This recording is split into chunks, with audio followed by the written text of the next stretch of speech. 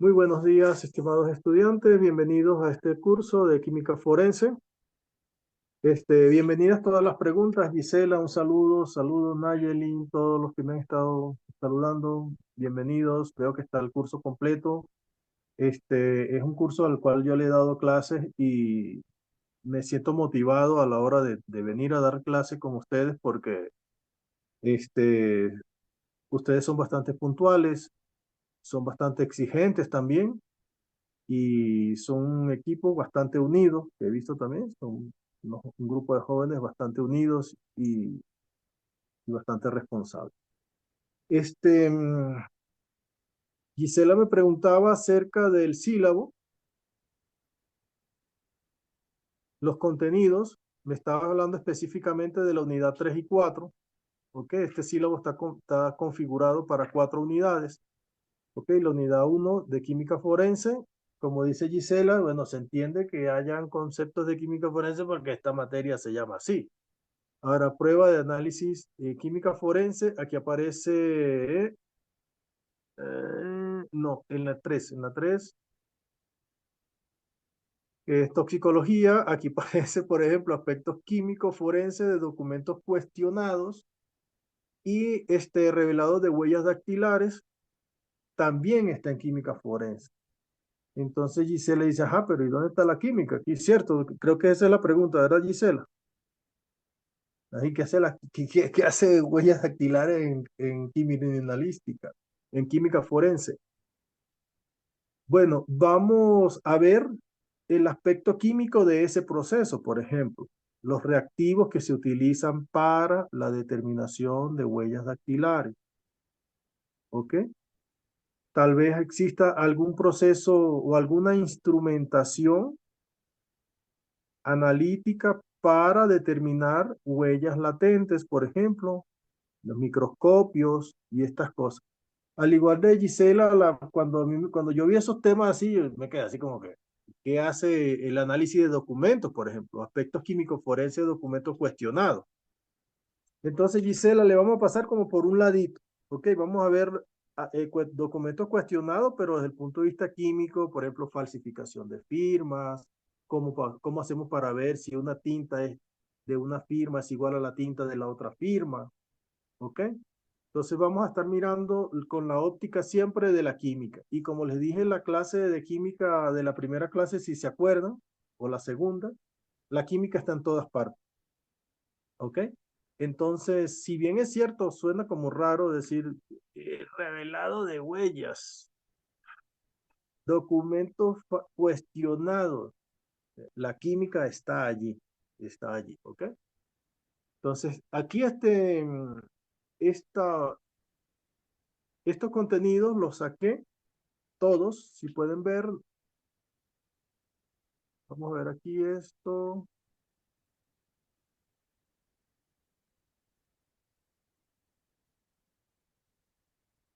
Estos son de química. Vemos aquí, biblioteca de la UEB.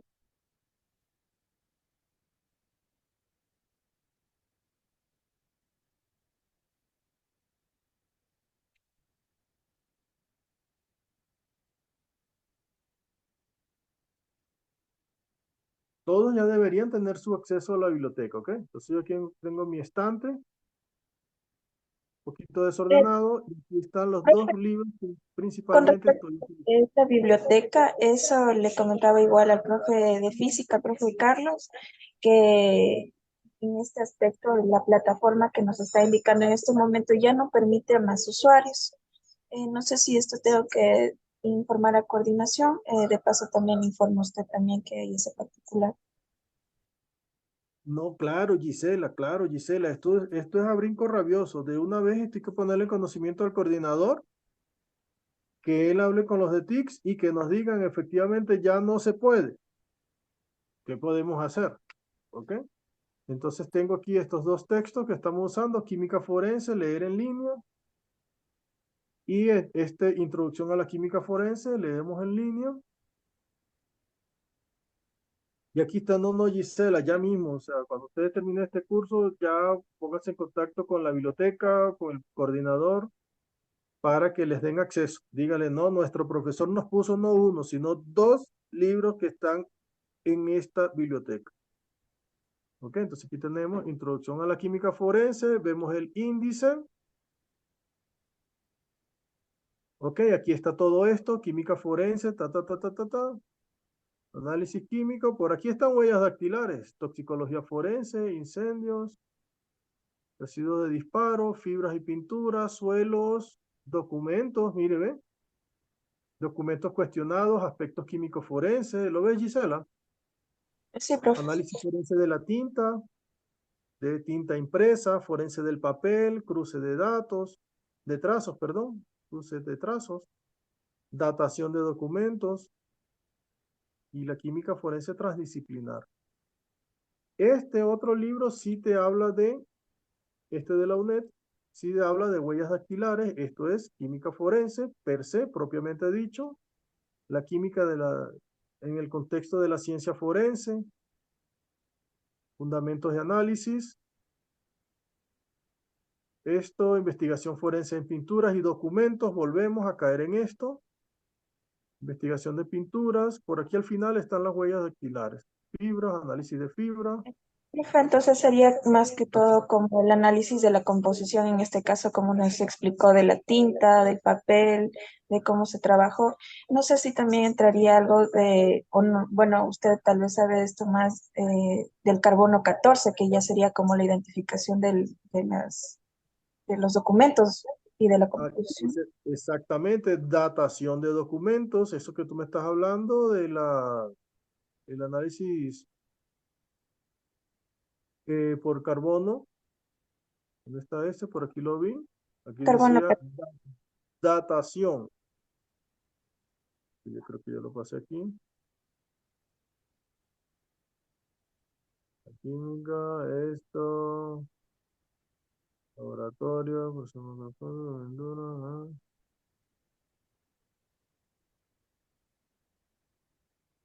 sí, eso que tú me dices del análisis con carbono 14 es datación. ¿Qué se me hizo aquí?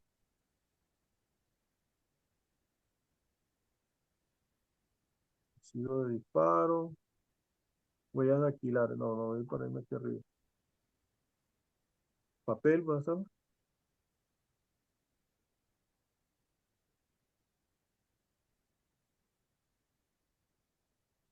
Ok, investigación forense de documentos, aquí lo tienes, análisis forense de tintas, del papel, documentos impresos, datación de documentos, eso que tú me haces referencia, Giselle. ¿Ok? Y Sí, profe. este libro de química forense tiene un apartado al final de esto, huellas dactilares. Estudio forense de huellas dactilares. ¿Ok? La perspectiva histórica, este, topografía de dactilogramas, ¿ok? Y todo esto, como te decía, los reactivos físicos, reactivos químicos, técnicas que no emplean reactivos, o sea, son técnicas instrumentales de análisis, ¿ok? Empleadas para la identificación de huellas, ¿sí? El análisis de las huellas. Vale, bien que se esté metiendo, revisaron las plataformas, sí está todo bien. Química forense, paralelo B, aquí estoy. En la primera parte de la primera semana es como que tuviéramos dos actividades, no sé si me puede verificar, un test y también hay otra más abajito. No, no, esto tenemos que ver porque esto se me duplicó. Realmente aquí tenemos que hacer es la tarea. No sé Está si duplicado. alguna de estas nos podemos reunir, aunque sea con uno o dos, para ver cómo lo ven ustedes, para yo ir borrando esto. Esto tengo que borrarlo. Aquí no hay nada de esto. ¿Ok? Comienza desde aquí. Está esto. Desde la segunda actividad de aprendizaje, desde esta página del video, aquí sí debería estar el video. ¿Eh? Desde aquí en adelante sí. Recursos, presentación electrónica. Aquí tenemos la diapositiva. ¿Ok? Entonces, como Gisela dice, parece que está duplicado. Sí, está duplicado. Se me duplicó esto. Lectura. Aquí está la lectura.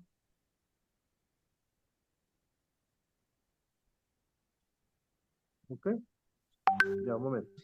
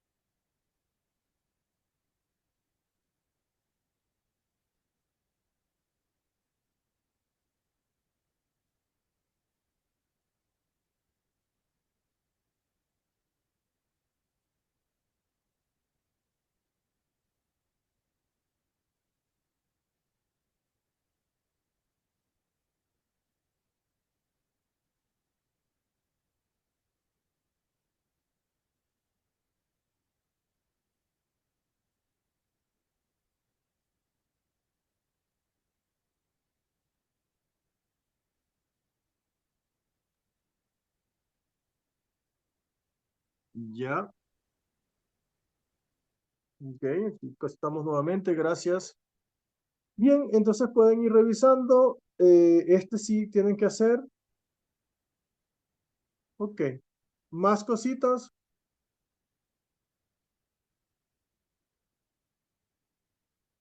Sí, como decía, como la observación que nos estaba dando Gisela, efectivamente la química está en todas partes, en el revelado de huellas, identificación de documentos alterados, en todas partes está la química. ¿Hasta dónde habíamos quedado la clase pasada? Habíamos visto esto, las evaluaciones, en este caso tenemos 3 por parcial, 3 aprendizaje autónomo, 3 aprendizaje en contacto con el docente y un examen práctico experimental, un trabajo práctico experimental. Parcial 8, el parcial 1 que se da en la semana 8, parcial 2 en la semana 16. Aquí están los textos, pendiente con estos que no puedan ver para que podamos solucionar esto. Aquí, esto ya habíamos visto, ¿cierto?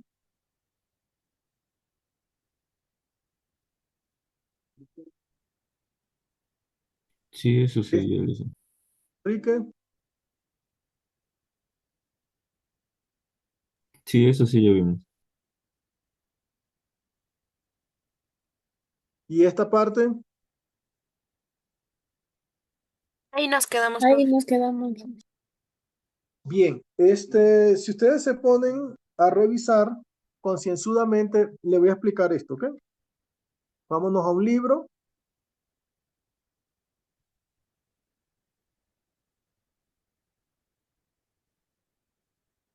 Vámonos a un libro. Aquí estamos. Este.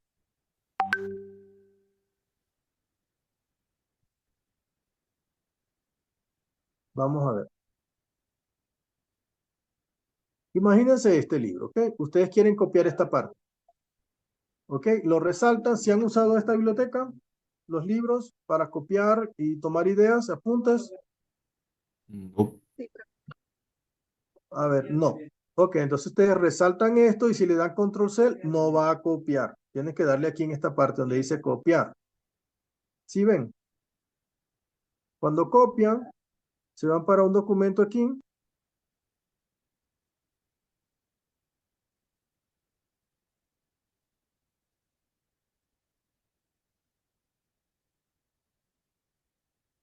Venimos a un documento y ustedes pegan, ahora sí, control V, miren lo que pasa. Lo que ustedes copiaron y se les copia a esto.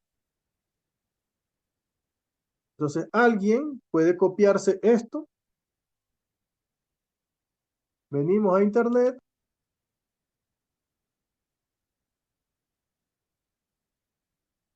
Bueno, tiene que estar abierta la biblioteca.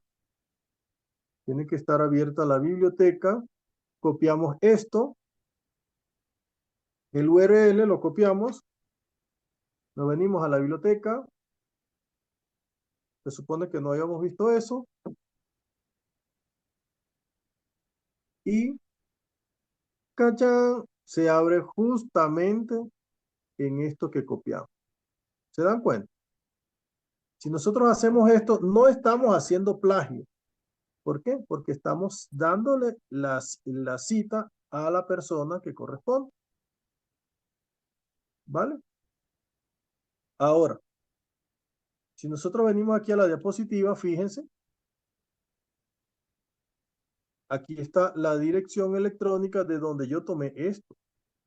De este libro que termina en 55, página 24. Vengo para acá, para el libro este que termina en 55, página 24. Este es el que termina en 55, pero me voy para la página 24. Aquí está. Cuestiones para una clase invertida. Por ejemplo, por eso les digo, tienen que acceder a la biblioteca. Toda esta información la estoy sacando de este libro y de este otro libro. ¿Ok? ¿Sí? Vale. Yo he intentado descargarme estos libros, pero no he podido, sinceramente. Sinceramente no he podido. Ok, entonces bueno, aquí hay algunas recomendaciones para una clase invertida, ¿de acuerdo? Estas preguntas básicamente las tomé de aquí y mucho del trabajo de aprendizaje práctico experimental y el trabajo autónomo son tomados de estos dos libros, pila, ahí se lo dejo. Ok, entonces aquí, preguntas para iniciar la clase. ¿En qué principios se basan la ciencia forense en general y en específico la química forense? ¿En qué se basa?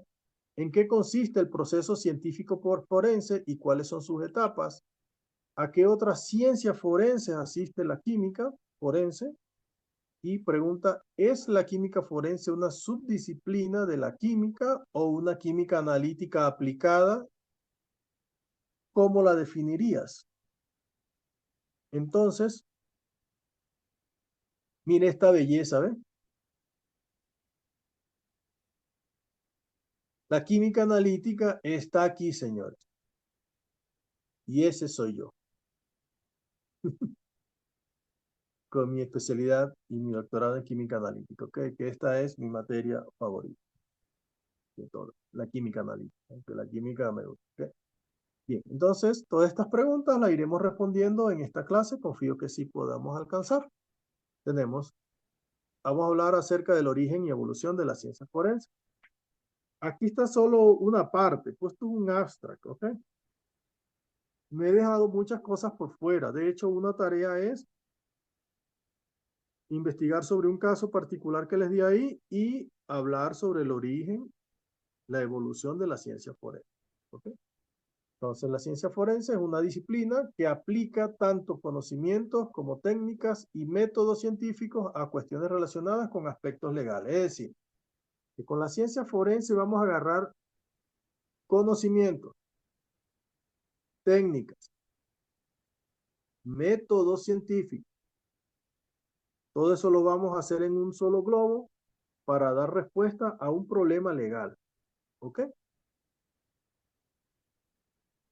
Básicamente se dice que es una ciencia al servicio de la ley, la ciencia forense. ¿Ok? Por lo tanto, los aspectos legales en los que está implicada son variados, desde la resolución de delitos con muy diversa índole, al estudio o cumplimiento o no cumplimiento de determinadas normas relacionadas con el ambiente, con el consumo de alimentos, bebida, con salud, seguridad en el trabajo, etc. ¿Ok? Entonces, como ustedes se pueden imaginar, no solamente que haya ocurrido la pérdida de una vida. Una empresa, por ejemplo, de curtiembre, de cuero, que esté descartando las aguas servidas directamente a un río, esa empresa está incurriendo en un delito ambiental. Entonces, ahí fácilmente puede entrar la química forense para dejar en claro si este proceso está ocurriendo o no. ¿Ok? Entonces, de diversas índoles. No necesariamente que haya ocurrido un crimen. ¿Ok? Puede ser alguien que haya adulterado un documento, como decía Gisela. ¿Cómo hacemos para resolver ese asunto? Si de verdad con la misma firma que se firmó una hoja, el mismo esfero, se utilizó para firmar la segunda hoja, o fue una hoja que incrustaron ahí en el documento al final. O sea, ahí podemos utilizar la química. Por ejemplo, incumplimiento de una normativa, alguien que esté utilizando un pesticida que no esté aprobado por el Ministerio del Ambiente, ahí también puede entrar perfectamente la química. ¿Ok? La determinación de la pureza del agua para consumo humano, también estamos nosotros ahí. Regulación de medicinas, etcétera, etcétera. Entonces, desde que se descubrió el análisis por ADN, su acción se ha expandido en todas las otras ramas de la ciencia. ¿Okay? Entonces, en la historia usted dice, ajá, pero ¿qué tiene que ver el ADN en la historia? Señor, podemos ver, por ejemplo, si problemas migratorios, ¿ok? Para ver si algún tipo de raza específica ha pasado por una determinada civilización, si pudiésemos determinar su ADN en extenso. ¿Ok? La acepción más extendida es la relacionada con los tribunales de justicia. ¿Ok? Inclusive pruebas de paternidad, es decir, está subyacente las pruebas de ADN. ¿Ok? Esclarecimiento de delitos o posibles delitos que han ocurrido. De tal manera que la ciencia forense, más que una disciplina, en realidad es una ciencia multidisciplinar, en donde se comunica con las demás áreas que la asisten, como por ejemplo en este caso la química, pero la física también puede asistir a las ciencias forenses, entonces podemos ver aquí este entrecruzamiento. Entonces su origen está más bien relacionado con la medicina forense, aunque no es la medicina forense del 100% de la ciencia forense. Se utilizó por allá en el año 44 a.C., cuando un médico dio la descripción de cómo murió Julio César. ¿Ok? Pudo describir exactamente las 24 puñaladas que le infligieron y dijo con precisión cuál fue aquella que le cegó la vida, ¿ok? Que fue la segunda que le dieron. Entonces, todo ese análisis que hizo ese médico en aquella historia romana, dando explicación de cómo murió Julio César, cómo estaba la posición en el suelo, en los ángulos que describió en cada una de las puñaladas, y todo ese análisis, te dice que desde allí comenzó realmente la ciencia forense. Pero no fue hasta mediados del siglo XVII cuando la medicina forense se desarrolló propiamente, ¿sí? Se consolidó en el siglo XIX, cuando ya los médicos comenzaron a formar parte de los procedimientos judiciales. Aquí vemos un médico al lado de la balanza de la justicia. Centrándonos más entonces en la ciencia forense, propiamente dicha, su precursora más directa es la disciplina que actualmente se conoce como dactiloscopia, ¿ok? Que es la ciencia que estudia las huellas digitales dactilares. En Babilonia y en la antigua Persia ya se conocía el carácter distintivo de las huellas dactilares y se hacían registros incluso de las impresiones de los dedos en arcilla para una forma de identificar a una persona. En China, incluso a partir del siglo VI, ya era costumbre utilizar impresiones de huellas digitales para validar documentos, ¿ok? Para acreditar negocios, contratos y documentos legales. En lo que respecta a la química y las otras disciplinas forenses, después del siglo XIX fue cuando comienzan a desarrollar.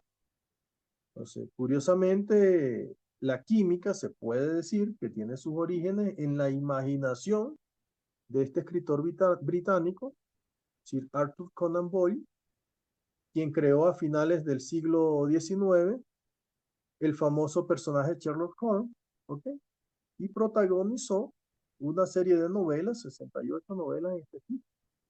Y vemos la primera novela que escribió, un estudio en escarlata, publicada en 1887, sentó las bases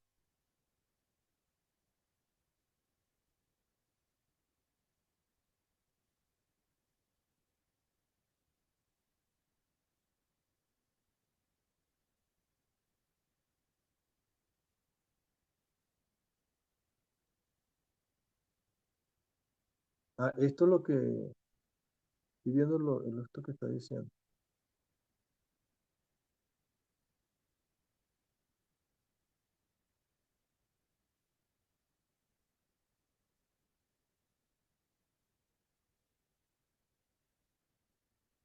Ya. Bien. Con esta primera película, Estudio en Escarlata, Sherlock Holmes hizo la resolución de un caso a través de lo que hoy se conoce como serología. ¿Ok? Hizo un estudio de la sangre para descubrir quién fue el criminal. Entonces, en este caso, la química forense, la ciencia forense, en la ciencia forense la ficción se adelantó a la realidad, porque ya a partir de ahí comienzan a poder aplicar, a poner en práctica los conocimientos de la química para resolver casos específicos. ¿Ok? Por otra parte, el médico español Matthew Orfila, que luego se nacionalizó francés, nacido en Menorca, fue un médico forense que inició realmente el análisis toxicológico. Escribió varios libros, el más común es Generalidades de la Toxicología, ¿ok? Autor de muchas publicaciones en este ámbito de toxicología forense, ¿ok? Otros avances que han ido llegando en este proceso evolutivo de la ciencia forense, nos encontramos con un intento de identificar a una persona con sus medidas, midiendo partes determinadas de su cuerpo. Por ejemplo, aquí este francés, Alphonse Bertillon, hacía mediciones, por ejemplo, del brazo, de esto, utilizando huellas, marcas, cosas, y decía, bueno, esta persona puede ser, el brazo tiene que medir tanto. Pero esto llevó bastante complejidad porque había personas ¿cuántas personas no tienen los antebrazos del mismo tamaño? O sea, tratar de diferenciar dos personas por esto, no fue sencillo. Sin embargo, fue un intento por tratar de identificar a una persona por sus medidas antropométricas. ¿Ok? Se utilizó durante casi 2 décadas, pero tuvo bastantes desaciertos. ¿Ok? Porque esto que le decía, había muchas personas que tenían mismas dimensiones, pero que no habían cometido el delito. Paralelo a esto surgió ya estaban usando las huellas dactilares, pero bueno, no era tan formalizado. Ahora sí, para estas fechas comienzan a aparecer el uso de las huellas dactilares y fue hacia finales del siglo XIX cuando este señor, el británico Francis Galton, ¿ok? Amigo de Charles Darwin, por cierto, desarrolló una forma estadística para catalogar las huellas dactilares en ficheros. ¿Ok? Esto facilitó enormemente la identificación de personas en investigación forense, dejando a un lado estas medidas antropométricas que estaban un poco dando bastante problema. ¿Ok?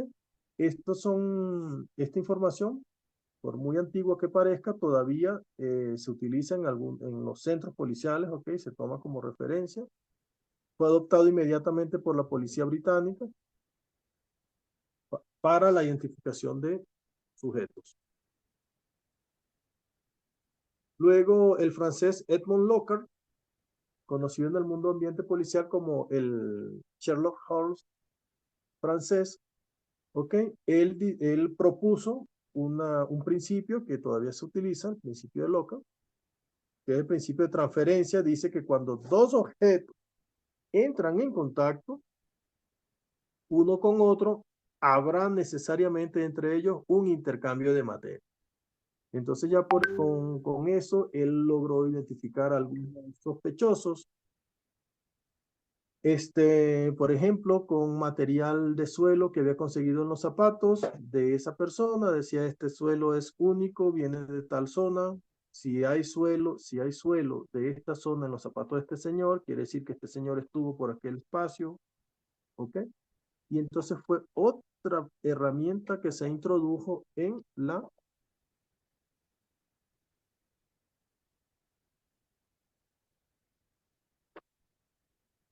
las ciencias forenses. Otro avance importante fue el examen de documentos, específicamente Albert Osborne, que vivió entre 1856 1858 y 1946, autor de este libro, Documentos Cuestionados, también otra herramienta que se fue sumando a la ciencia forense. Aquí tiene principios fundamentales para llevar a cabo la tarea de reconocimiento de documentos. A pesar de que fue escrito en 1910, a la fecha se sigue usando. Otra potente herramienta que se introdujo fue el análisis del ADN, desarrollado en 1984 por el genetista británico Alex Jeffreys, ¿ok? Que le dio el mérito para convertirlo en SIR, ¿ok? Muy pronto estas técnicas de análisis de ADN se difundió en todas las otras ciencias y es específico en las ciencias forenses para la identificación personal y además para distinguir de manera inequívoca a un individuo. Entonces vean cómo pasamos de medidas antropométricas a huellas dactilares y luego a otras más específicas como la identificación con análisis de ADN. Por ellos, en este caso se conoce como la huella genética, ¿ok? Y desde entonces se han descubierto otras formas de emplear estas técnicas para facilitar el análisis. Entonces vemos cómo tenemos ahora un ecosistema, por así decirlo, ¿ok? Instrumentación analítica altamente compleja, ¿ok? Y altamente específica. Métodos de análisis para muestras complejas. Desarrollo de tecnologías informáticas. Análisis de huellas dactilares, análisis de ADN, y todo esto lo podemos poner, como les digo, en un ecosistema para lo que es actualmente la ciencia forense. ¿Okay? ¿Alguna pregunta?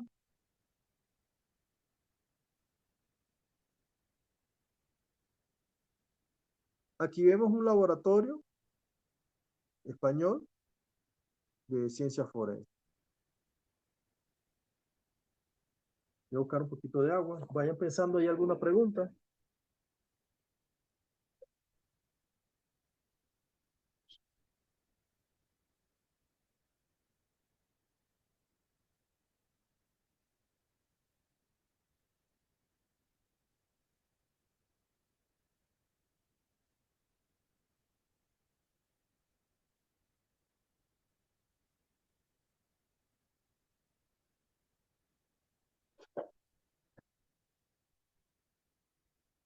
¿Alguna pregunta, chicos? No, pues, Bien.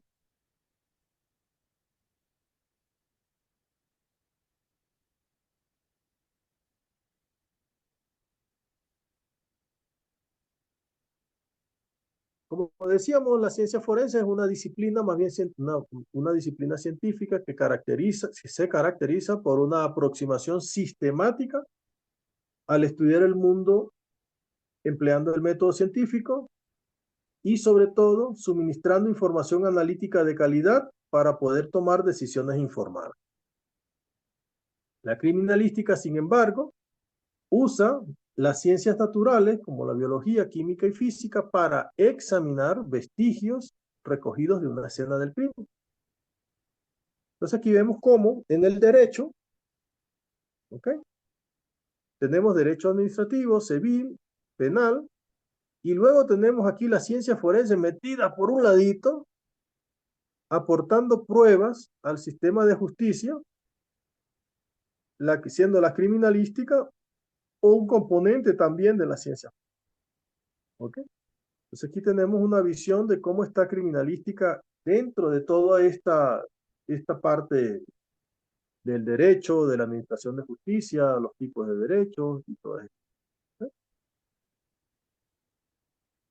En general, la criminalística se puede dividir en tres categorías principales. ¿Ok? Entonces, suministrando pruebas biológicas, pruebas químicas y pruebas físicas. Entonces, en las biológicas puede ser el estudio de sangre, fluidos corporales, pelos, tejidos, pólenes, madera, otros materiales vegetales, plumas.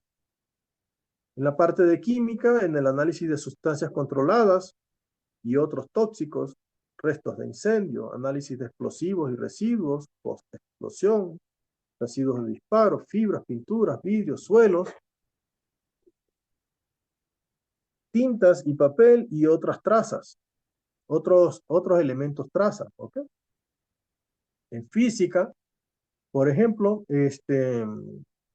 lo que tiene que ver con marcas y materiales. Marcas, por ejemplo, de impresiones, huellas dactilares, lo que decía Gisela, mira, ve, huellas dactilares uno lo haría más bien aquí en física, pero también tiene su componente de química, ¿ok? Marcas de ruedas, calzados corporales o herramientas, armas de fuego, balas y vainas, que son donde está contenida las balas, documentos, aquí vuelve otra vez documentos, está aquí solapado acá, materiales, objetos y partes de objetos, plásticos, vidrio, etc.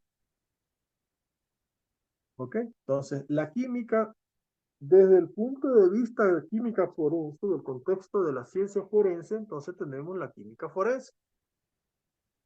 ¿Ok? Entonces, ¿qué es la química forense? La química forense emplea los conocimientos de la química para comprobar, identificar, cuantificar o comparar muestras provenientes de vestigios relevantes de un hecho delictivo. Entonces, en este sentido, la química es una disciplina más bien interdisciplinar, una de las más interdisciplinares que existen. Recuerda cuando vimos las primeras clases de principio de química y poníamos química, la ciencia central, y poníamos todas las áreas que intervenía la química, pues aquí en un pedacito que incide es en la ciencia forense. ¿Okay? Entonces, asiste a distintas ciencias forenses, como asiste a la toxicología, a la genética forense, en balística, en dactiloscopia, antropología forense o en documentoscopia, ¿ves? Entonces, asiste a estas otras ramas de la ciencia forense. Entonces aquí predomina una visión químico-analítica de la ciencia forense, sobre todo promovida por la química analítica. Entonces, si nosotros podemos ver entonces, ¿la química forense qué es?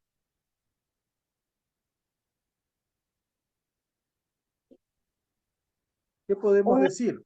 Una ciencia de apoyo. Una ciencia de apoyo, exactamente, pero es como que la química analítica específicamente aportando pruebas, aportando soluciones a la ciencia forense. Es como la química analítica participando ahí.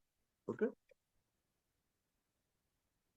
Entonces, la química forense extrae información. Esta parte a mí me gustó bastante cuando estaba haciendo mi doctorado, porque mi tutor siempre decía, nosotros como químico analítico debemos extraer información analítica de calidad.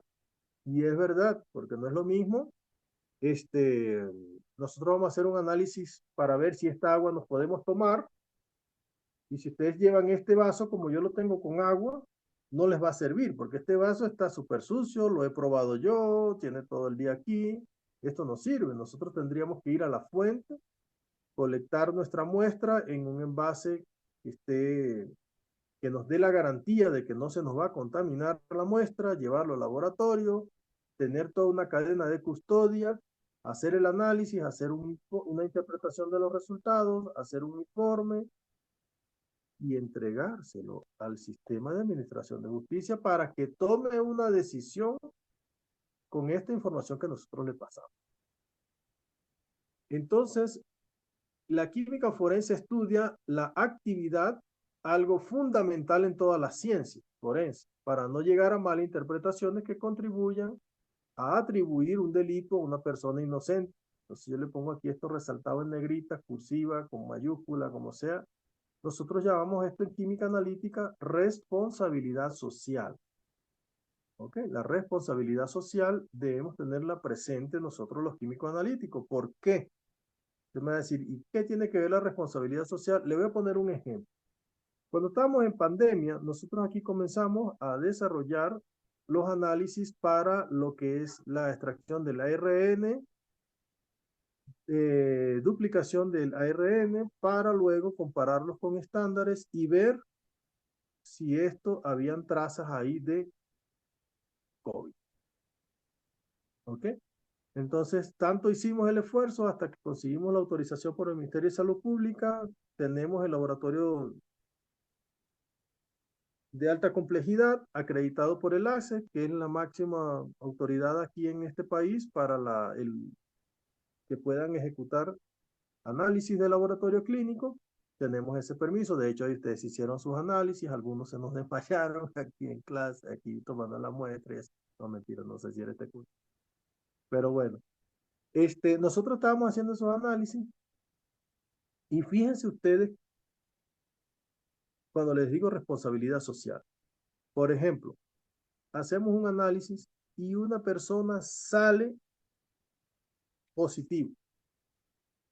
¿Qué implicaciones tiene eso? A ver,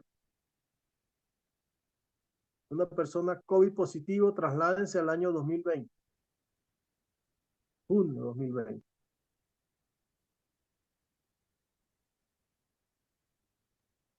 La persona ya tiene que cumplir los protocolos de seguridad, el aislamiento, empezar a usar lo que son mascarillas, sin tal caso guantes, usar todos los implementos de limpieza, mantenerse en un área igual segura para no contagiar a otras personas y eso.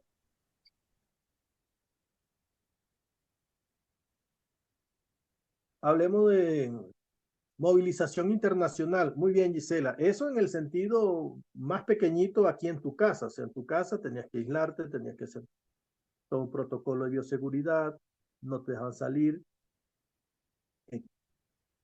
A nivel de movilidad internacional, por ejemplo, una persona podía agarrar un avión, trasladarse a otro país. No, por eso hacían pruebas de COVID antes de viajar. Exactamente, Cintia, exactamente. Entonces, fíjense usted la responsabilidad que había si salía, ustedes han escuchado hablar falsos positivos, falsos negativos. Sí.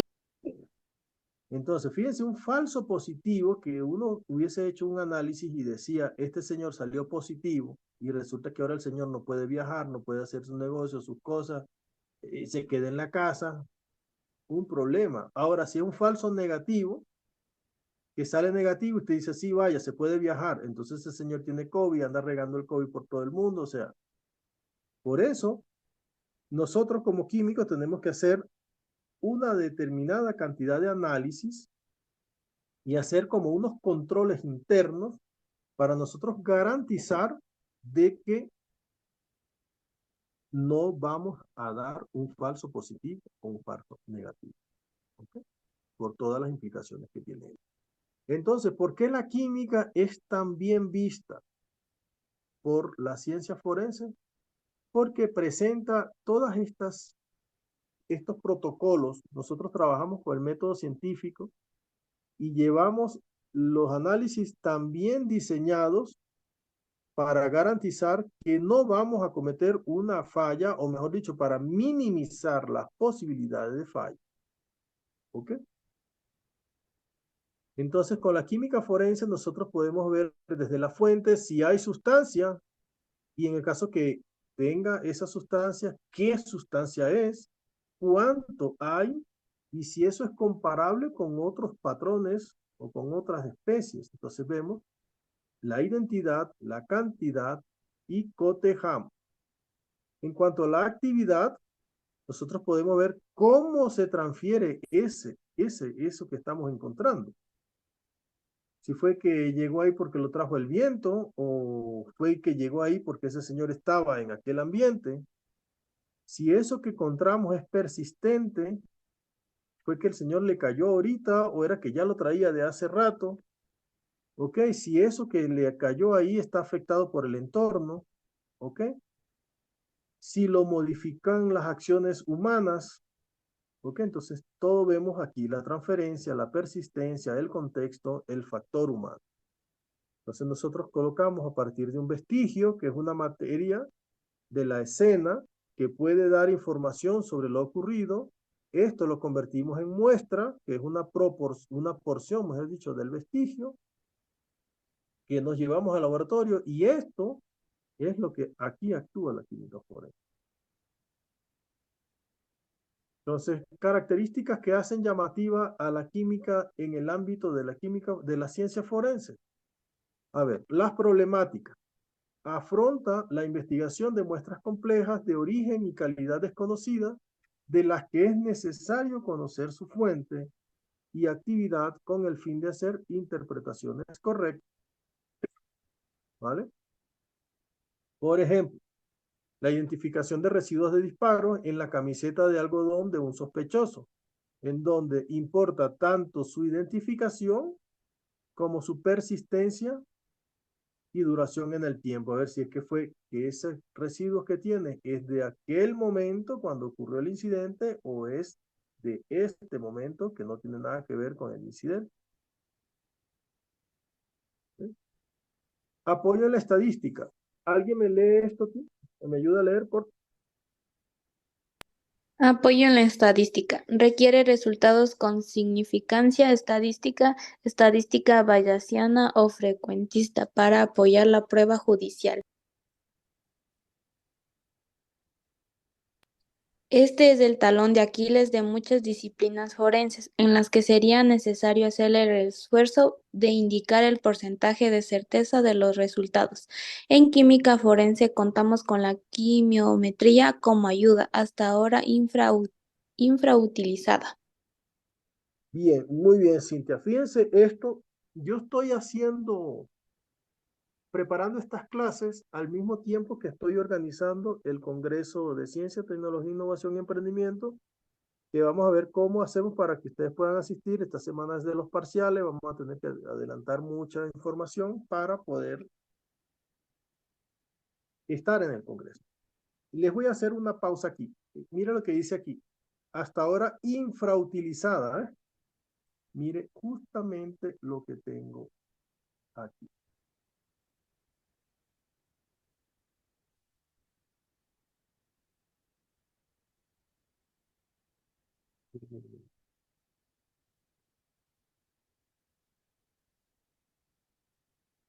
Esta es una invitación de un compañero de Brasil,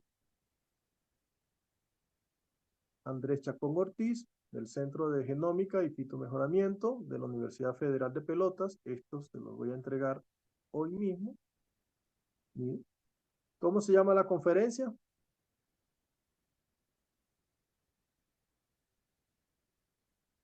En la estadística, La una herramienta estadística no menospreciada en la menospreciada en investigación. la investigación. A ver, Catherine.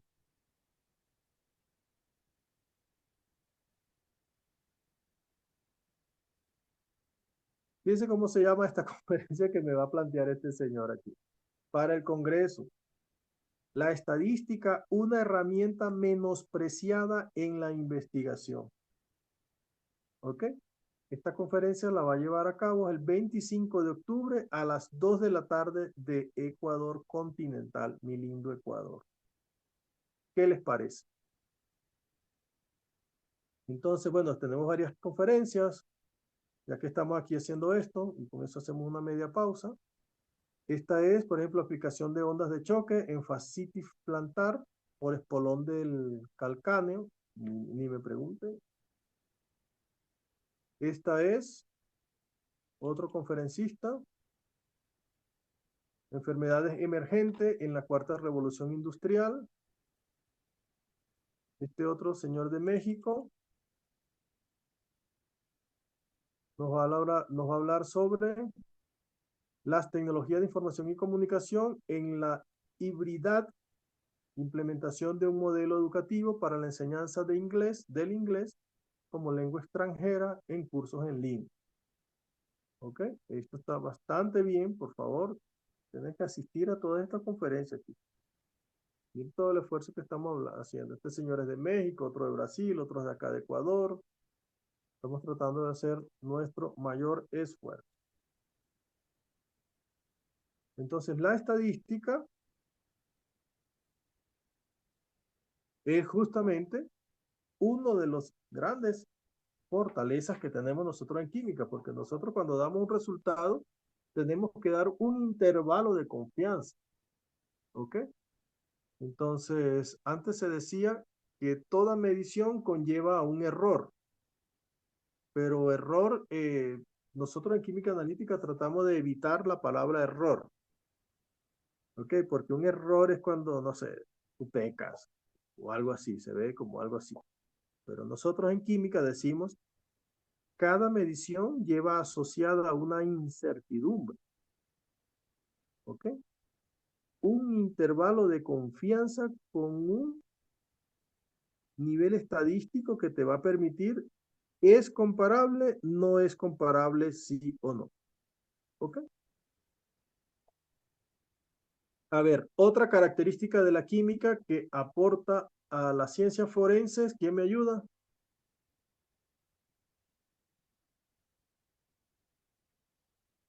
Las pruebas que se identifican como presuntivas o de cribado screening para una identificación previa de la clase de muestra o como pruebas confirmatorias para identificar o cuantificar compuestos de forma inequívoca. A ver, Joana, gracias. ¿Tú sabes lo que es cribado, screening? No. Imagínate, cribado es como tamizaje, también se le dice. Ustedes en su casa, en su cocina, tienen un tamiz, un colador, no sé cómo le dicen ustedes, un sedazo, Un colador se dice. un colador, le dicen. Bueno, entonces imagínense que ustedes tienen un colador de esto y entonces están, bueno, vamos a poner, tenemos unas lentejas con unos pedacitos de basuritas y cosas ahí, ¿cierto? ¿Sí? Sí. Entonces, el proceso de cribado implica que usted le dan una funda de estas arvejas y usted va a decir, a ver, esto lo voy a cocinar, esto lo voy a desechar, esto lo voy a cocinar, esto lo voy a desechar. Ese proceso en donde usted está seleccionando este sí, este no, este proceso se llama proceso de cribado.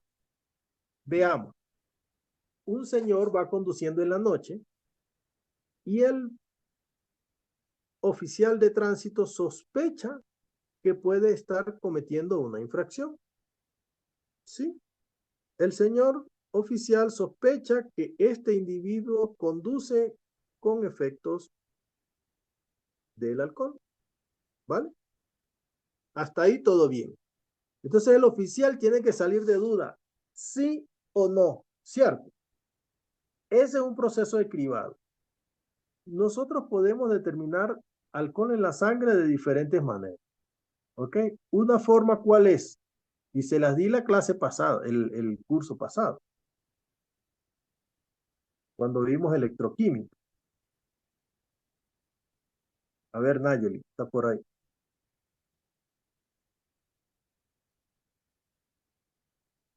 Ana Paula, María Belén, Enrique.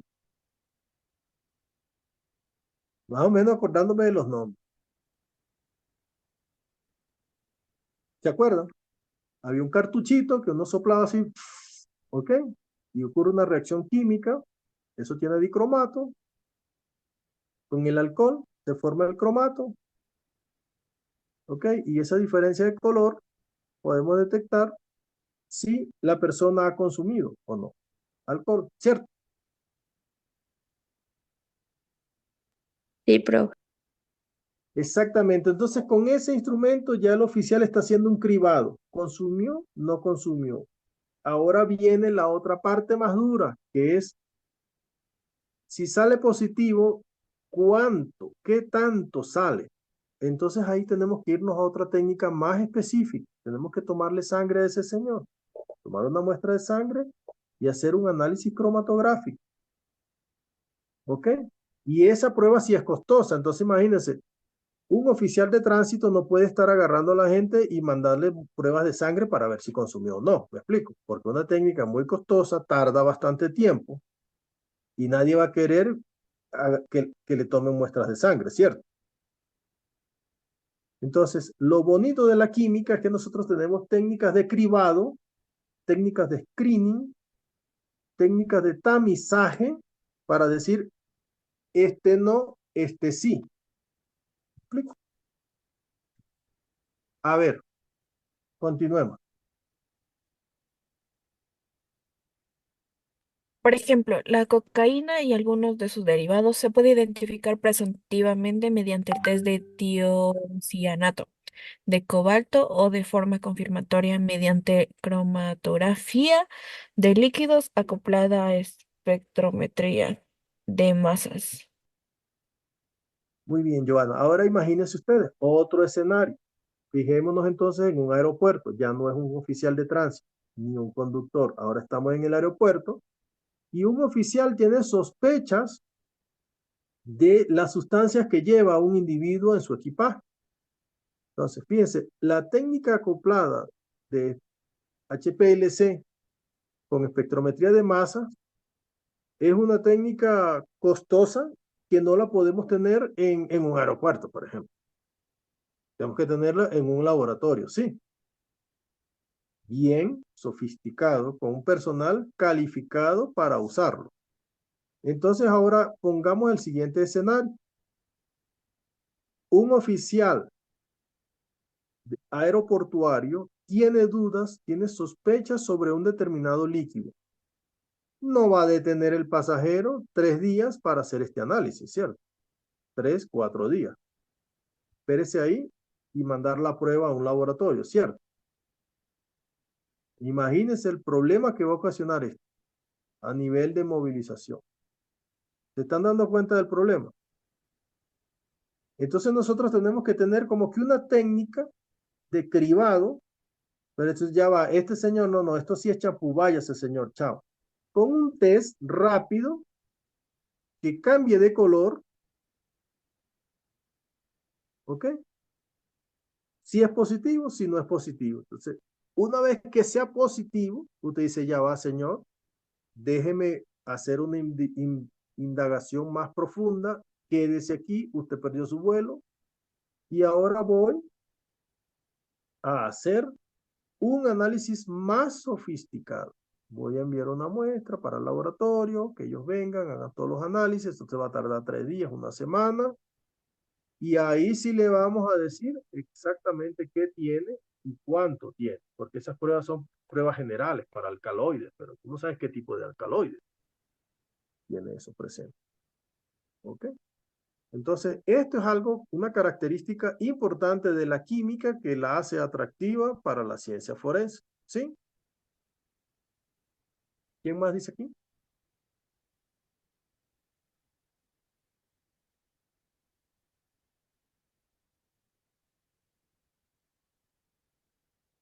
¿Alguien me ayuda aquí? La lectura, profe. ¿Sí? Ya. Características de la química forense. Hoy en día es cada vez más importante desde el punto de vista farmacológico, toxicológico y clínico disponer de pruebas cribado rápidos y fiables para el análisis de numerosos compuestos en muy poco tiempo.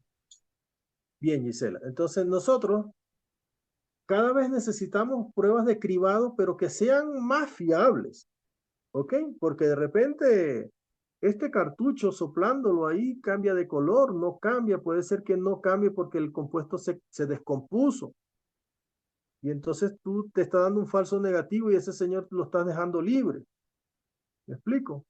Entonces hoy en día los químicos estamos desarrollando cada vez más y más y más pruebas de screening rápido, ¿ok? Pruebas de tamizaje rápido para tomar decisiones informadas, que eso es lo que realmente importa.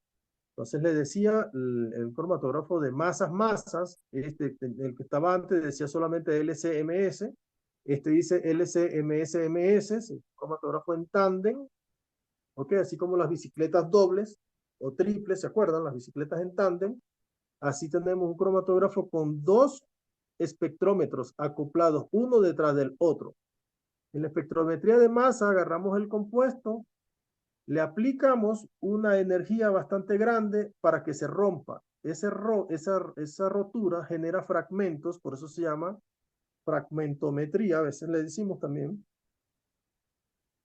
Y una vez que se rompen esos fragmentos, dejan como una huella digital del fragmento. ¿Sí? Yo les voy a decir algo. Usted tiene esta taza. Si esta taza se llegara a caer, ¿qué creen ustedes que se va a romper primero?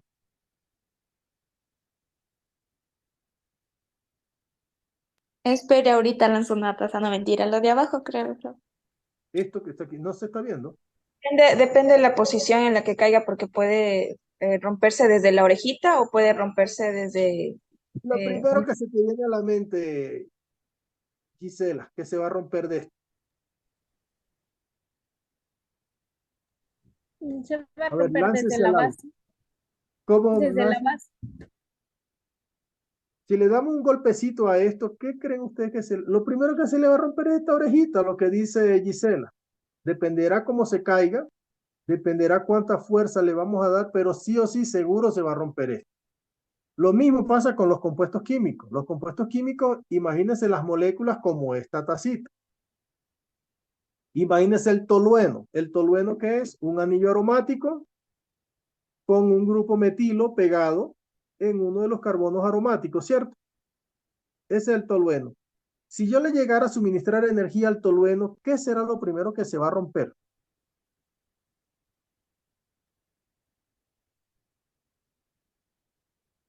El tolueno es esto, imagínense.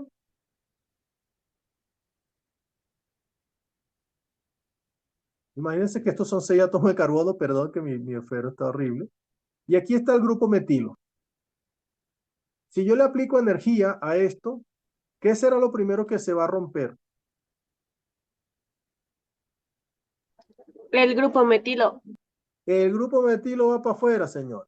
Entonces, si yo ando buscando identificar al tolueno, le tengo que suministrar una fuerza específica para que se rompa. Y si se rompe, ¿qué compuestos voy a obtener? El grupo metilo, que sería esto. ¿Qué masa molar va a tener este grupo metilo?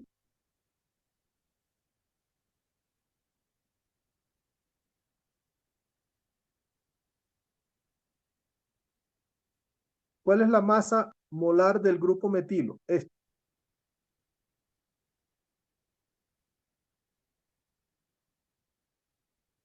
Masa del carbono, rapidito, tabla periódica. Creo que era 12. 12, más el hidrógeno. En total sería 158. Ya va, ya va. Simplemente de este que está aquí. CH4. Este es el metil. 6. Este es el metano, perdón. Metano. ¿Cómo? Su masa molar sería 16. Metano 16. pero cuando él se rompe de aquí, se lleva este hidrógeno, pierde esto, porque antes estaba unido aquí, ¿te acuerdas? Antes estaba unido aquí al grupo benceno, ¿cierto? Ya va, que esto me salió horrible. Esto antes estaba unido aquí. Oye, perdóneme que esto es un grupo benceno, créanme. ¿Ok? Un anillo aromático. Entonces, el metil, ¿cuál es la masa atómica? La masa molar, un hidrógeno menos. Entonces, este tendrá que tener 15, ¿cierto? Entonces, si yo tengo curiosidad por saber si ahí está el tolueno, por espectrometría de masas, puedo agarrar este ion, una vez que salga, lo analizo en el primer cuadrupolo. Veo que es el metilo. Este otro fragmento también lo investigo en el primer cuadrupolo. Y luego puedo dejar ir a este grupo metilo y analizo este segundo ion. Y digo, si esto es un anillo aromático, cuando lo rompa, voy a tener unas determinadas estructuras que se van a formar. Por eso tenemos la cromatografía líquida con masas en tándem, porque nosotros podemos, una vez que se rompe esto, se rompe la taza, se le pierde la orejita, y digo, bueno, ya tengo la orejita y tengo esto. Digo, bueno, si esto de verdad es una taza, ahora voy a agarrar lo que quedó de la taza y le voy a dar otro golpe para ver cómo se fragmenta. ¿Ok? Entonces, ¿sí me expliqué? Más o menos me llevaron la idea. Sí, líder. Bien, Enrique. Entonces, fíjense que ahora estas técnicas que están utilizando, tienes una muestra biológica, por ejemplo, andas buscando algún tipo de narcótico, si esta persona consumió o no consumió, le haces una prueba de screening rápida y te puede dar positivo, pero puede ser dar positivo porque el señor está consumiendo un medicamento, que ese medicamento genera algún metabolito extraño que a ti te haga confundir y pienses que pueda ser algún estupefaciente. Entonces, una vez que tú hayas hecho este screening rápido, seleccionas a esta persona que es supuestamente positivo y ahí le haces este análisis con este soberano equipo. ¿Ok?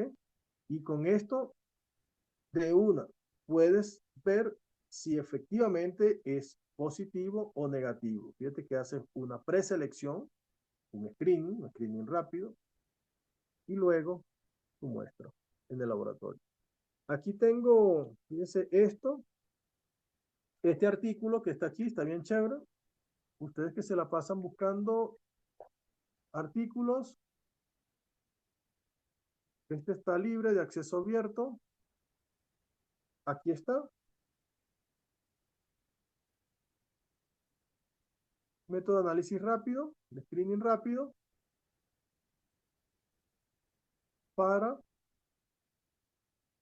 la evaluación de drogas, sustancias ilícitas y otros compuestos en matrices biológicas. Aquí está. El gráfico donde lo tomé, las explicaciones, todos los análisis que hicieron, el artículo está completo, ¿ok? Todos los análisis, toda la metodología que hicieron para hacer esta identificación. ¿Qué les parece lo bonito de la química? O sea, aquí no hay duda, señor. Aquí el señor fue seleccionado de un grupo y posteriormente analizado con un instrumento tan específico, tan particular, que sin dudar a duda, este señor, se le puede decir, es positivo, es negativo. ¿Ok? Entonces, esta es otra de las características de la química que la hace atractiva para la química forense. Seguimos.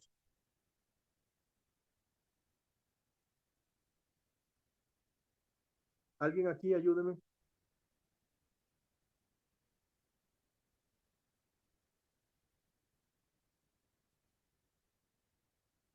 Alguien que pueda activar el micrófono y lea, porque ya estoy hablando de las 7 de la mañana y desde ayer todo el La día. termología, que resulta una hibridación entre termología, característica de la química y de las ciencias jurídicas. Muy bien, gracias, Gisela.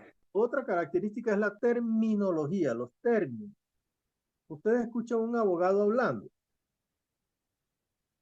y de verdad te convencen por toda la terminología específica que habla.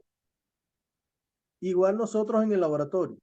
Yo le digo a mis estudiantes, cada medición conlleva una incertidumbre, esa incertidumbre tiene que ir asociada a un nivel de confianza, esa magnitud tiene que llevar una unidad, porque usted dice 5, ajá, pero 5 ¿qué? 5 kilos, 5 besos, 5 ¿qué?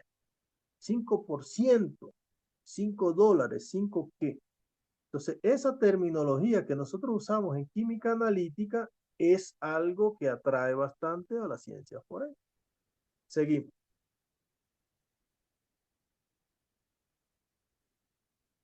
A ver, Gisela, termina de leer esto, por favor.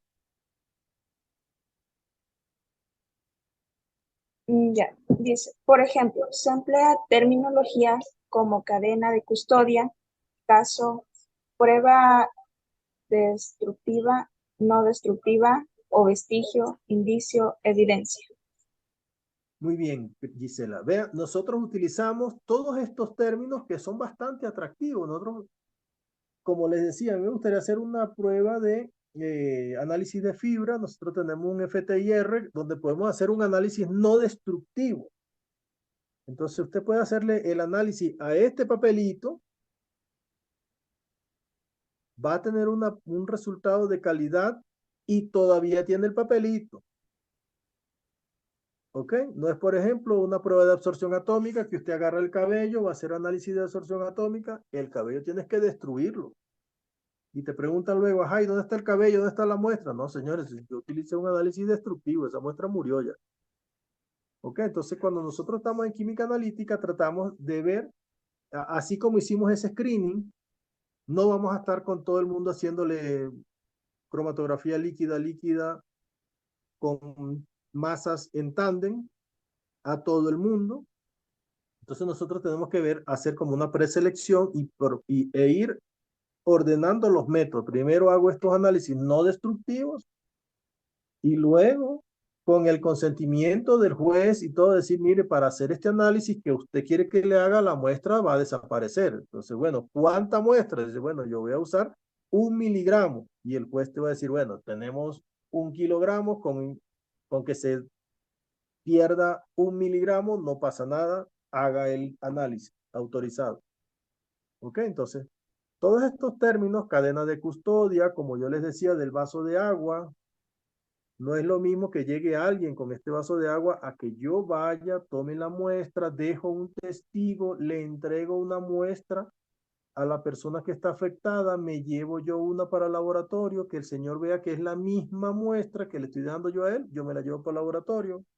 ¿Ok? Toda esa cadena de custodia, todos esos análisis que llevo registrado, todo lo que se le hizo a la muestra, es algo que posteriormente puede utilizar alguien que administre la justicia para tomar una decisión, como nosotros llamamos decisión informada. Porque no es lo mismo que te diga, bueno, esto, esto huele a café, este se está tomando café, a que diga, sí señor, esto tiene cafeína, está al tanto por ciento de pureza, tiene 2 semanas esta taza aquí que no se lava y todo eso. O sea, decisión informada. ¿Alguna pregunta? ¿Quieren hacer una pausita?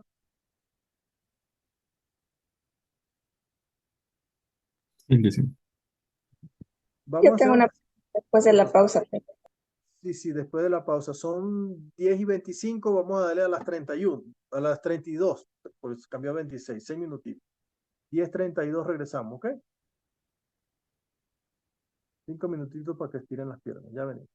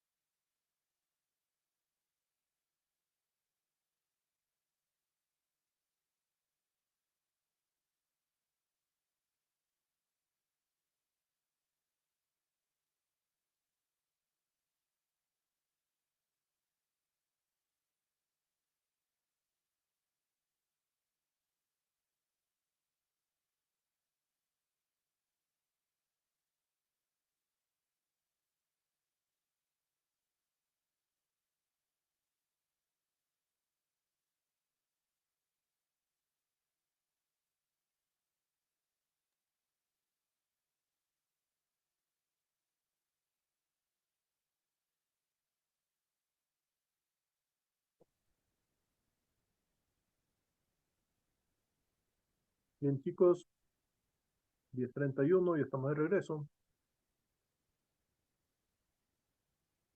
Entonces, aquí hacemos un resumen. ¿Alguien me puede ayudar?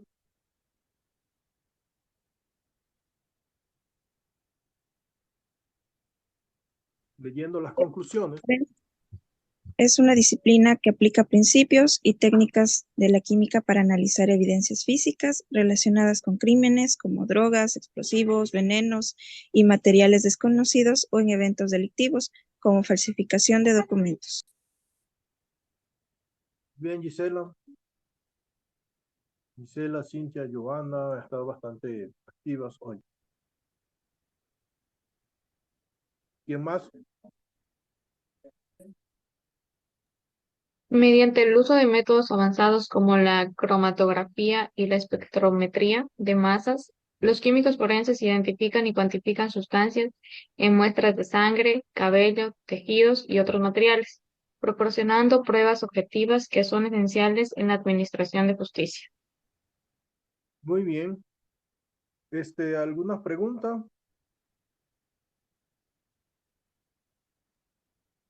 Sí, profe. Con respecto, Y bueno, dice, ¿preguntas? a los principios que usted nos dio, uno de ellos nos dijo acerca del principio de Lockhart, o que es el principio de la transferencia. También sabemos que Gustavo ya nos dio el ciclo anterior. Le seguía preguntando cómo hay que presentar los deberes y ya le presentó el ciclo anterior. también tenemos el principio de la probabilidad y de la certeza. Ajá. ¿Qué pasó? La compañía. ¿Qué? Ya va, ya va, ya va. Ya, ahora sí. Perdona, Mm, Gisela. Ya, profe. Entonces, bueno, considero que esos serían uno de los, bueno, son tres de los principales principios de la criminalística, pero ya hablando ahorita de la química, mi pregunta era, ¿nosotros podremos hablar de certeza o de probabilidad? Nosotros más bien aquí en química hablamos de la incertidumbre y del grado de confianza, ¿ok? Nosotros podemos decirte, bueno, estos dos del recipiente difieren con un nivel de confianza del 95%, 99%, ¿ok? Entonces nosotros estadísticamente tenemos que dejar un nivel de probabilidad para decir, con este grado de confianza es igual, es diferente, es comparable o no. ¿Okay? No sé si respondí. Entonces se lo llamaría ya como incertidumbre. Aunque la gente le dé miedo hablar de incertidumbre, o sea, si yo te digo a ti que todas las medidas tienen asociada una incertidumbre, tú vas a decir, no, pero yo no quiero. O sea, yo no quiero una medida con incertidumbre. Yo te digo, Gisela, vas a tener que acostumbrarte porque todas las determinaciones llevan asociada una incertidumbre. ¿Ok? Ahora, mi pregunta es, ¿de qué tamaño es esa incertidumbre? Porque si tú me dices, tengo 100 más menos 80, no es lo mismo que yo te diga que tienes 100 más menos 0,01. ¿Ok? Entonces esa incertidumbre que va a llevar asociada a la determinación viene íntimamente relacionada con el instrumento en que tú utilizaste para hacer la determinación. ¿Me explico? Tú puedes utilizar una cinta métrica de esas que te venden por ahí a 10 centavos para medir el diámetro de este vaso, o puedes utilizar un vernier, ¿cómo es que le llaman ustedes? Pie de no sé qué cosa. Y Bernier mismo se llama, profe. Vernier para con una precisión milimétrica darte la magnitud de esto. Puedes utilizar un rayo láser incluso para medir el diámetro de esto. Entonces, cada determinación va a llevar asociada una incertidumbre. Ahora tenemos que ver el tamaño de esa incertidumbre. ¿Ok? ¿Más preguntitas?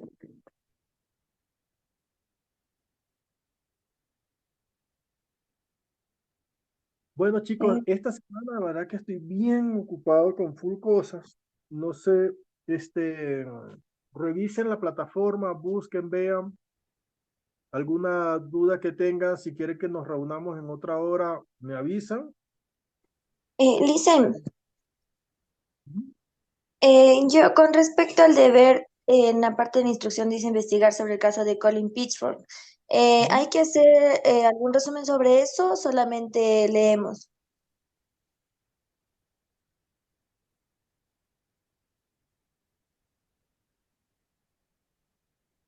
Aquí. Vamos a ver.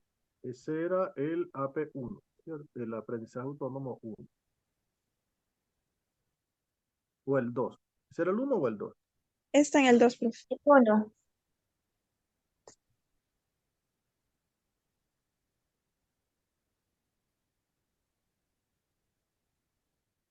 Es el 2. Este es de aquí, de aquí.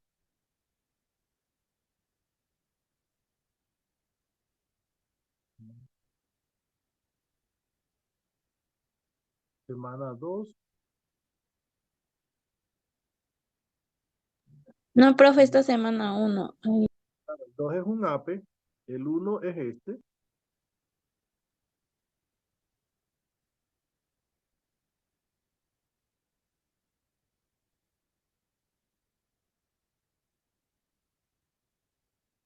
Aquí están las instrucciones.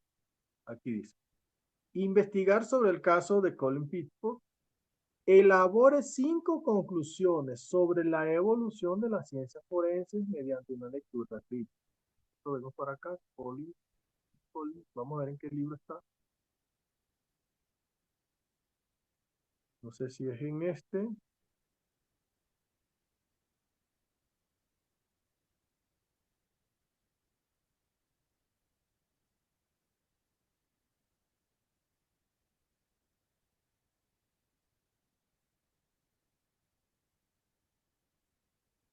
No, no, es que no sé cómo buscar aquí.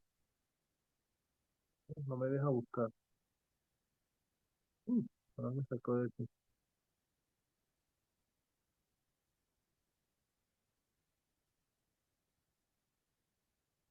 ¿Ves? Estas preguntas también las tomé para los ejercicios, ¿ok? No está aquí. Este es el que termina en 55. Vamos a ver este.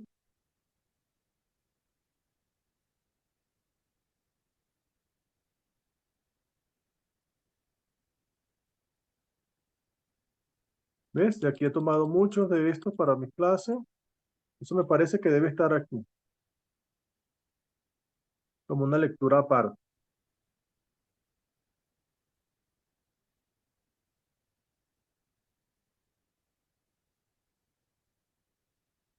Aquí está. ¿Ok? Está una lectura aparte. Está en este libro que termina aquí. Se los voy a pasar por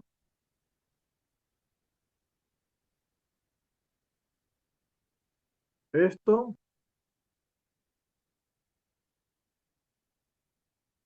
Es más, esto le puedes decir al señor de la biblioteca, ok, mire, yo necesito acceder a este libro que tengo que hacer un deber de aquí, ok, ¿sí? ¿Oyeron? Sí, profe. Bien. Dicen en eso de ahí no hay problema, ¿verdad? Yo revisé ayer y hay cómo leerlo de la manera en línea y ahí igual inclusive le sale el enlace, lo único que no podemos es descargar. Es correcto, Carla, es correcto.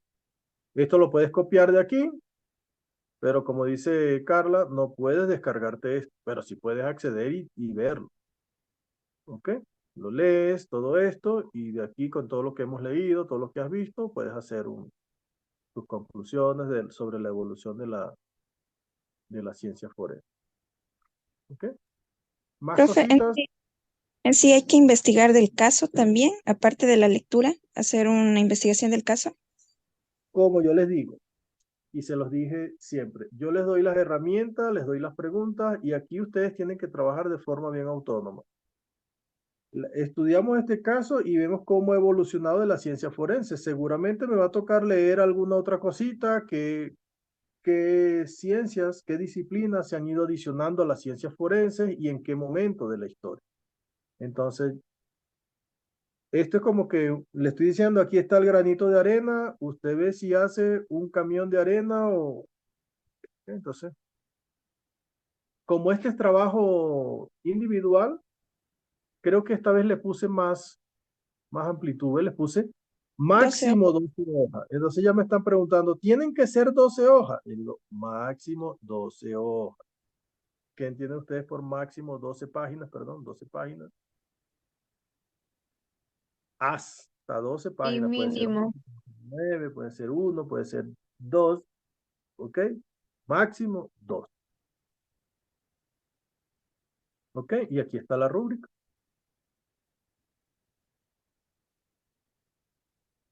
Alguien que no pueda ver la plataforma, que haya ingresado últimamente y necesite que lo matricule, porque yo matriculé a alguna persona.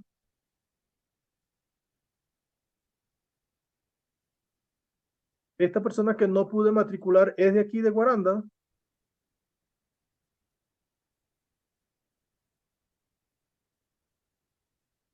No me acuerdo.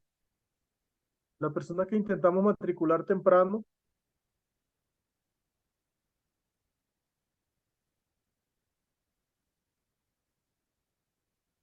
Bueno, si es de Guaranda, le de recomiendo que nosotros si somos los 33, ¿cómo? profe. De nosotros sí estamos los 33, tal vez es de otro curso. Aquí no matriculé a nadie. No, No, está sí, en la mañana. Bueno, perdón. Ya nos está confundiendo con los de la profe. Sospechoso. Con los de paralelo A, para que les dé más odio. Mire, chicos, no, con los de principio básico de química, ya ustedes están todos matriculados porque son del ciclo pasado, ya está bien. Ahora, pendiente, recuerden que les dije, el material que elaboramos el ciclo pasado, quiero publicarlo en un libro, quiero hacer un libro bonito.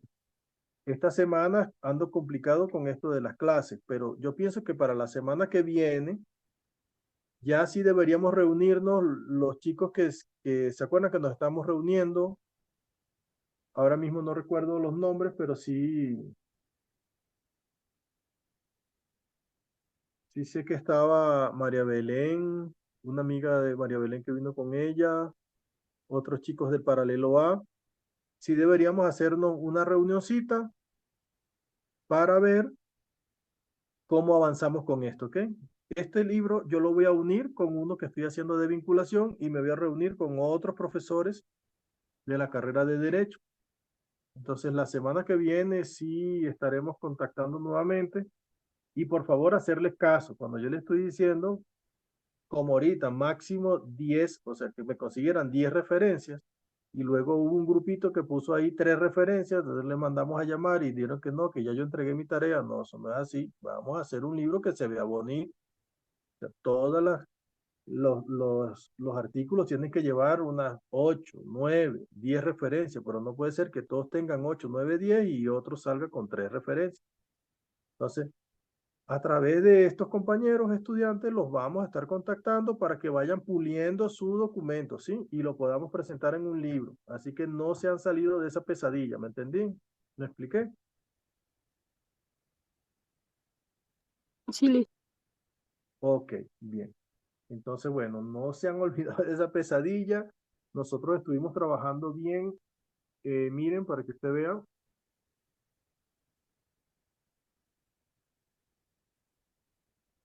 ¿Sí?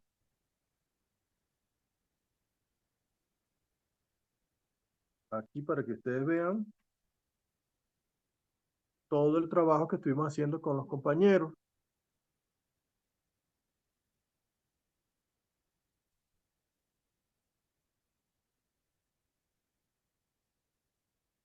Ellos se dieron la tarea de colocar uno a uno las referencias.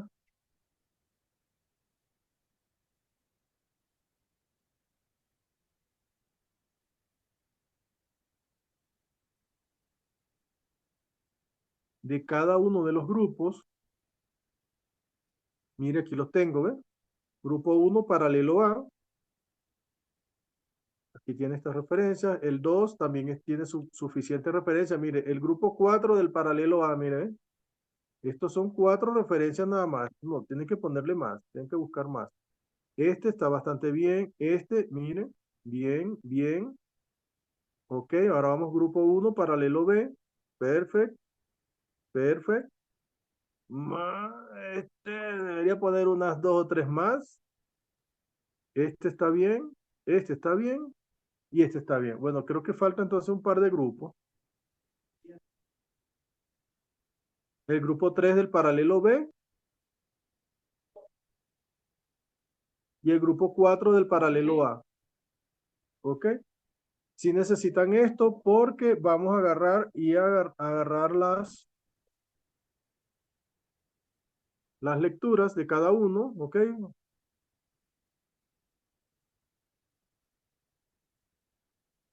No sé si lo tengo aquí en esta. Aquí está. ¿Ok? Paralelo A.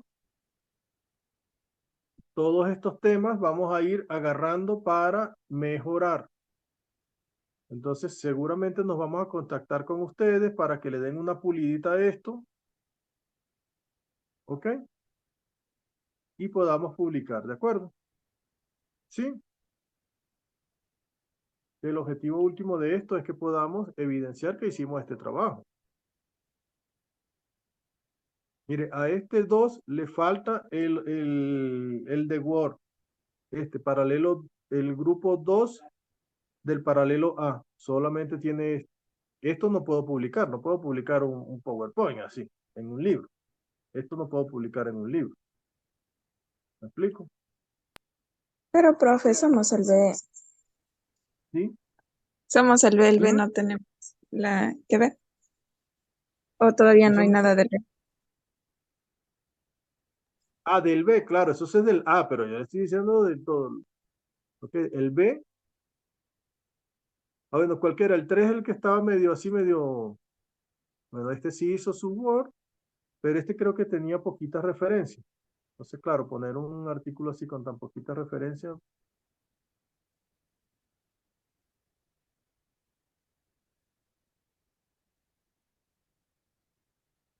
1, 2, 3, 4, 5. 1, 3, 4, 5. ¿Y por qué tengo aquí poquitas?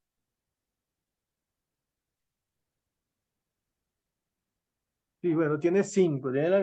Este que yo digo podría tener unas 3 más, hacer un esfuercito, ¿ok? Para poder poner sus referencias como tal, ¿vale? Entonces, por favor, los que están aquí en este grupo, que me están apoyando en este proceso, se llama Flujo Editorial, a ver si nos podemos reunir la semana que viene. Vayan pensándose ahí qué día nos podemos contactar por Zoom para seguir haciendo las directrices, ¿ok?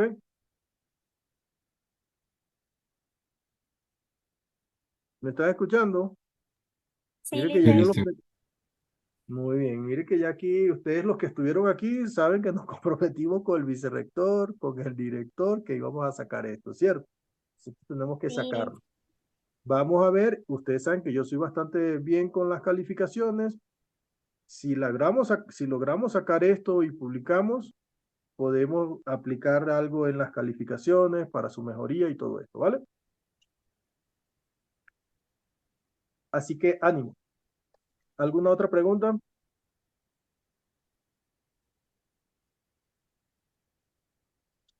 No, profe. Bien, este es paralelo B de química forense. Nos estamos viendo. Ya terminé este tema y ustedes deberían ya con esto hacer su trabajo autónomo y nos veríamos la semana que viene, el lunes a las 11 de la mañana, ¿ok? Entonces aprovechen para reunirse e ir adelantando todo lo que puedan. Que tengan un excelente día. Gracias, profe. Profe. Buenas tardes.